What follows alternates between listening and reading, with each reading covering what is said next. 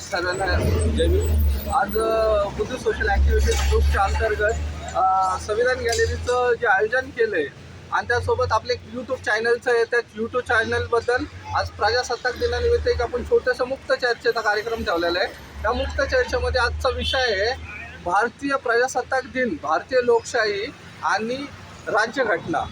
ह्याच्याबद्दल मला काय माहीत आहे. तर अशी एक म्हणजे की या तिन्ही गोष्टी वेगवेगळ्या जरी असल्या तर आपल्याला एक माहिती काय आहे, त्यासाठी की जनजागृती आपल्याला लोकांमध्ये ह्या गोष्टी कळाव्या यासाठी आज आपण जो मुक्त चर्चा तर आज उपस्थित आहे वनवर्धिनी फाउंडेशन ग्रुपचे आपले विजय ढोणे भाऊ आहेत. तर त्यांनी 2 शब्द मांडावेत आपले. सर्वांना जय भीम, जय संविधान. आज आपण बोपडी छत्रपती शिवाजी महाराज उद्यान बुद्धिस्ट सोशल ॲक्टिव्हिटी ग्रुपच्या वतीने आज 77वा भारतीय प्रजासत्ताक दिनानिमित्त जे यूट्यूबचं चॅनल आज आपण लोकार्पण केलं आहे त्याबद्दल सर्वप्रथम तुम्हाला शुभेच्छा. आपण जर पाहिलं तर भारतीय संविधान भारतीय प्रजासत्ताक दिनाच्या दिवशीपासून लागू झालं आणि ते फक्त आंबेडकरवादी विचारांमध्ये ते एका चौकटीमध्ये संकुचित चौकटीत राहिलेले.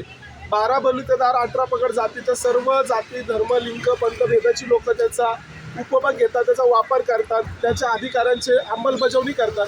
तर माझं आज रोजी आपल्या सर्वांना आव्हान असेल की आपण भारतीय संविधान हे एका चौकटीत न बांधता ते अति व्यापक पद्धतीने कसं राबवता येईल त्याबद्दल आपण सर्वांनी या ठिकाणी अनेक काम करण्यासारखं आहे. आणि या छत्रपती शिवाजी महाराज उद्यानामध्ये बुद्धिस्ट सोसायटी ॲक्टिव्हिटी जो ग्रुप आहे तो अतिशय चांगलं काम करतोय. त्यांचे कार्यक्रम म्हणजे असे मोठे दिखावदार जरी नसले तरी लोकांपर्यंत विचार पोहोचवण्याचं एक काम आहे. म्हणजे कार्यक्रमाला गर्दी जरी नसली तरी ते दर्दी विचारांचे पाईक आहेत, ते विचार घेऊन पुढे काम करत असतात. धन्यवाद. ते माईक पाठवतो 2 मिनिटं तुम्हाला, बोलायला सोपं पडेल. तर त्याला करेक्ट करायचं.